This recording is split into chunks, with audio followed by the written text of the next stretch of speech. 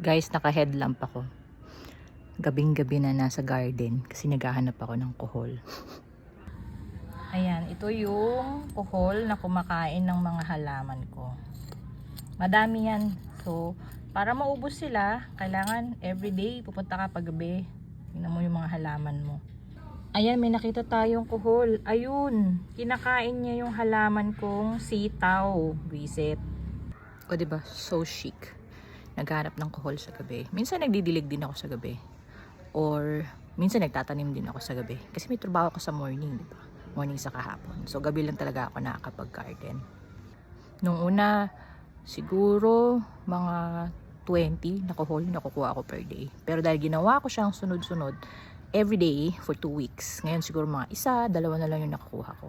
Pero hindi ko sila pinapatay. Dinadala ko sila doon sa may malayo. Para naman they can thrive and live elsewhere. So, kung mahilig kayo mag-garden sa gabi, kailangan nyo to ng headlamp ng Superfire.